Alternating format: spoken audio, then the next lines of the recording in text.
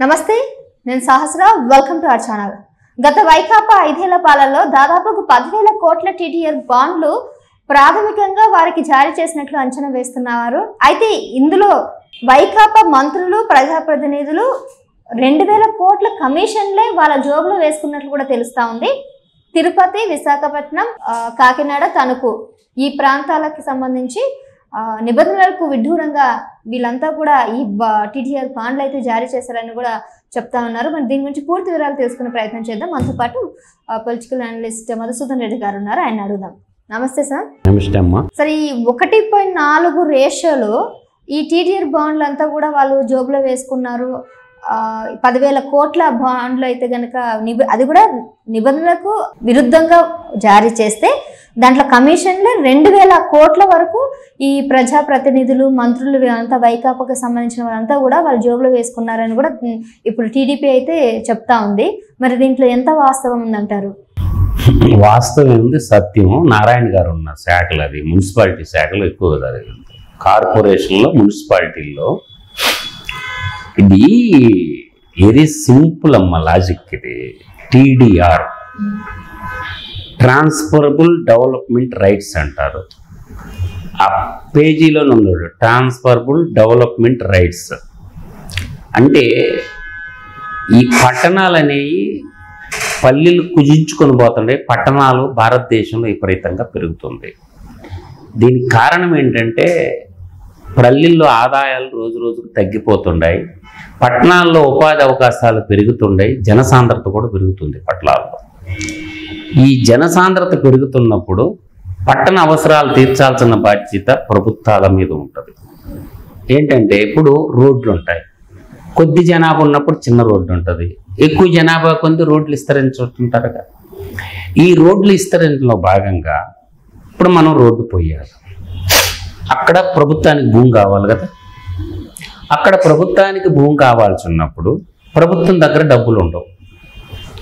వాళ్ళు ఒక బాండ్ చేస్తారు, ఏది టీడీఆర్ బాండ్ అంటారు. అక్కడ ఉన్నటువంటి మార్కెట్ వాల్యూ క్యాలిక్యులేషన్ చేసి ఆ వర్తగల ఇలువ గల బాండ్లు వాళ్ళకి ఇస్తారు. ఈ బాండ్లు వాళ్ళు ఎవరికైనా అమ్ముకోవచ్చు, బ్యాంకర్స్కి అమ్ముకోవచ్చు, రియల్ ఎస్టేట్ వాళ్ళకి అమ్మవచ్చు. దాని వెనకనే ఒక బిల్డింగ్ ఉందనుకో, అంత పరిధి ఒక 2 ఫ్లోర్లు పైన బిల్డింగ్ వేసుకోవడానికి కూడా పర్మిషన్ ఇస్తారు. అట్లా వీళ్ళు ఏం చేస్తారంటే ఉన్న మార్కెట్ వాల్యూ ఒకటైతే ఆ మార్కెట్ వాల్యూ కాడికి డబల్ త్రిబుల్ వేసి బాండ్లు రెడీ చేసుకున్నారు. అది కుంభకోణం కాదు, దాన్ని లూట్ చేయటం అంటారు అన్నమాట. ఒక సర్వే నెంబర్లో మార్కెట్ వాల్యూ ఉంటుంది. సపోజ్ మనం క్యాల్కులేషన్ చేసుకుంటే ఇప్పుడు కమర్షియల్ వచ్చేసరికి ఇప్పుడు బెంగళూరు అయితే ఎస్ఎఫ్టీల్లో ఉంటుంది, మనకి గజాల్లో ఉంటుంది. హైదరాబాద్ కానీ ఇక్కడ గజాల్లో ఉంటుంది. ఒక గజానికి ఇంత అని ఉంటుంది అమౌంట్. కానీ వీళ్ళు ఏం చేస్తారంటే అక్కడ 10 రూపాయలు దాన్ని 40 రూపాయలు చేస్తాం.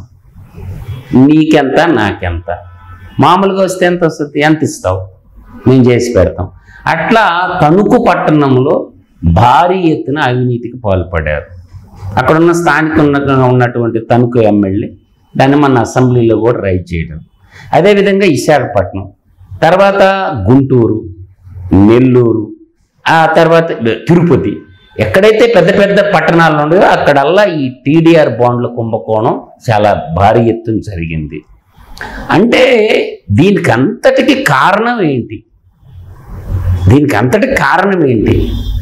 దీనికి కర్త కర్మ క్రియ ఎవరు అంటే ఏం చెప్పగలం? రాజకీయ నాయకులు.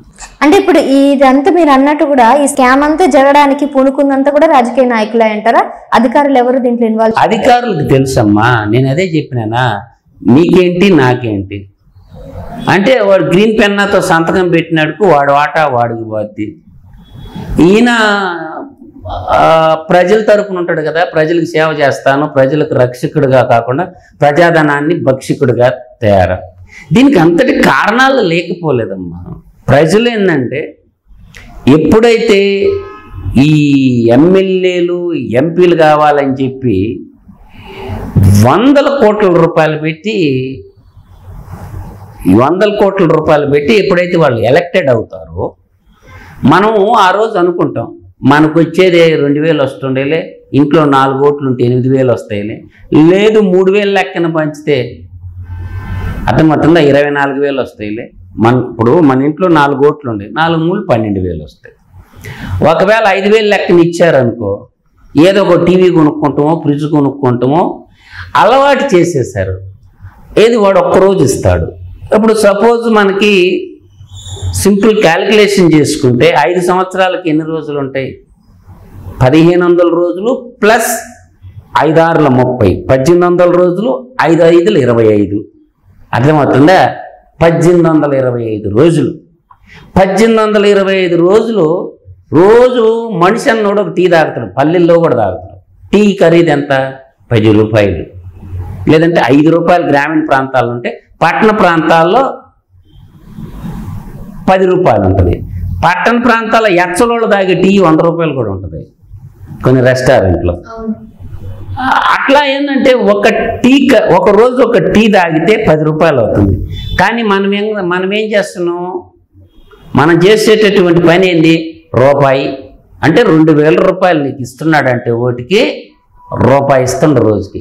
రూపాయి కోసం ఓటు అమ్ముకుంటావా? నిజాయితీగా చిత్తశుద్ధిగా మతాన్ని పక్కన పెట్టి కులాన్ని పక్కన పెట్టేసి రాష్ట్ర అభివృద్ధి చేసి ఒక మంచి నాయకుడిని ఎన్నుకుంటావు అనేది అది నీ విజ్ఞత మీద ఆధారపడింది.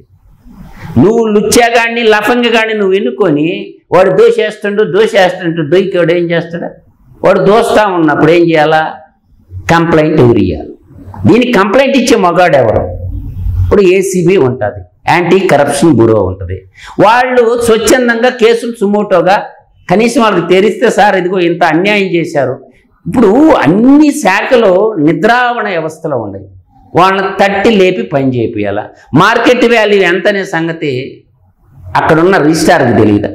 అంటే అందరూ దొంగలే. అక్కడున్న ఆర్డీఓకి తెలియదా? అక్కడున్న ఎంఆర్ఓకి తెలియదా?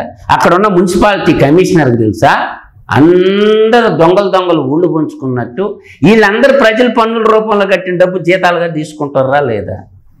ఏం చేయాలా? నిర్దాక్షిణంగా ముఖ్యమంత్రి ఏం చేయాలా? ఐటీని పంపించాలా, ఇన్కమ్ ట్యాక్స్ రిటర్న్స్ పంపిస్తే వాడు బంధువుల ఇళ్లలో అందరితో దాడులు చేస్తే ఏమేమి డాక్యుమెంట్స్ బయటకు వస్తుంది. ఒకవైపు ఏసీబీని పంపించేసి వాడు జాబ్లో జాయిన్ అయినప్పుడు వాడు ఆస్తి ఎంత ఉంది, ఇప్పుడు ఎంత ఉంది, మార్కెట్ వాల్యూ ఎంత ఉంది. ఏసీబీ ఏం చేస్తుందమ్మా తెలీదు. ఏసీబీ అధికారులకి యాంటీ కరప్షన్ గురించి కంప్లైంట్ ఇస్తేనే పోయి రిజిస్ట్రేషన్ చేస్తారా? ఒక ఎమ్మెల్యే మీద రైట్ చేయొచ్చు కదా.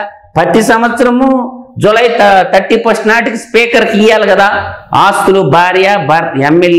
ఎమ్మెల్యే భార్య వాళ్ళ కుమార్తెలు వాళ్ళ మీద ఉన్న ఆస్తుల చిట్టా మొత్తం ఇవ్వాలా. పోనీ స్పీకర్ అన్న ఎంక్వైరీ చేపిస్తున్నాడా? ఇప్పుడు ఒక 175 మంది ఎమ్మెల్యేలు ఉన్నారు. ఏం చేయాలా? స్పీకర్ని ఏం చేయాలి? ఒక స్పెషల్ టీం పెట్టేసి ఎంక్వైరీకి పంపించాలా. నాకు ఈ అఫిడవిట్ ఇచ్చాడు, ఇది నిజమా అబద్ధమా తేల్చండి అని చెప్పి. అటువంటి కౌంటర్ చెక్ చేయటం వల్ల సంతకం పెడతారు, బీరువాలో కట్టకట్టి పెట్టుకుంటారు.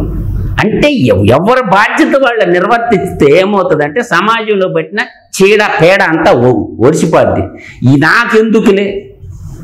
నాకెందుకులే అనుకున్న ప్రతి ఒక్కడేందంటే ఈ రాజకీయ నాయకులు ఏం చేస్తారంటే పెద్ద ఆఫీసర్లు పెట్టి ట్రాన్స్ఫర్ చేస్తారు. అయ్యా ఎందుకు ట్రాన్స్ఫర్ చేయాలి? వాడు తప్పు ఏం చేసిండు నాకు ముందు పెట్టాను అడగడు ఎస్పీ. ఇప్పుడు ఎమ్మెల్యే పోతాడు నేరుగా ఎస్పీ కాడికి పోయి ఈ నచ్చలా ఈ ఎస్ఐ నాకు ఈ నచ్చలా స్టేషన్ హౌస్ ఆఫీసరు ఈయన పేరుకి పారి అయితే వాడు చేసిన తప్పేదో చూపించమంటే చూపిడు. ఎందుకంటే నాకు కాళ్ళు మొక్కలేదు, నాకు సెల్యూట్ కొట్టలేదు, మా ఇంటికి కూరగాయలు తెచ్చిచ్చలేదు, నా రోజు కలెక్షన్ చేసి నా ఇంటికి తెచ్చిలేదు, అందుకు నచ్చలా. నేను చెప్పిన ఎత్తి బొక్కలు వేయలేదు, అందుకు నచ్చలా. వీడి మాత్రం ఎస్పీ కాడికి వచ్చాడు, ఎస్పీ కూడా విచారం చేయడు. వాడు ఎంత నీతిమంతునా ఆ ఎమ్మెల్యే చెప్పిండు పెరిగి పారేయాలా.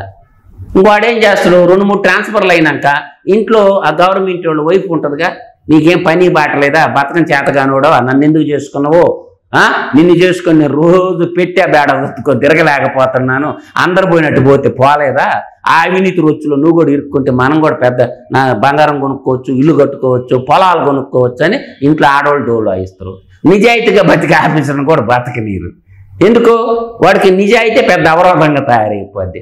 పోలీసు డ్రెస్ వేసుకున్నప్పుడు ట్రైనింగ్లో ఉన్నప్పుడు అబ్బా నేను అది చేసేస్తా, చించేస్తా, భారతదేశాన్ని బాగు చేస్తా పుస్తకాల్లో బాగానే చెప్తారు, ఇది ట్రైనింగ్ పీరియడ్లో. కానీ కేరా గ్రౌండ్కి వచ్చేళ్ళకి టోటల్ రివర్స్ ఉంటుంది. అరిచేయి ముందు తెల్లంగా ఉంటుంది, అందరికీ నల్లోడికైనా తెల్లంగా ఉంటుంది, ఇటు తిప్పితే ఒక రంగు తేలిపోద్ది. అట్లా ఏంటంటే ఈ టీడీఆర్ బాండ్ల కుంభకోణం ఏంటంటే రాజకీయ నాయకులు ప్లస్ బ్యూరోక్రాట్లు కలిసి ప్రజా సంపదని దోచేసేదానికి తయారు చేసుకున్నటువంటి పెద్ద అది స్కీమ్ కాస్త స్కామ్ చేశారు. అందువల్ల ఏంటంటే ఇందు గలడు అందు లేడు సందేహం వలదు, ఎందెందు ఎతికినా అవినీతి గలదు అని మాత్రం నేను చెప్పగలను. అందువల్ల ఏంటంటే ప్రజలు జాగృతితో ఉండాలా, ప్రశ్నించే తత్వాన్ని అలవాటు చేసుకోవాలా, అంతేగాని చెప్పుకుంటా పోతే చాట భారతం అంతా. Right sir, thank you.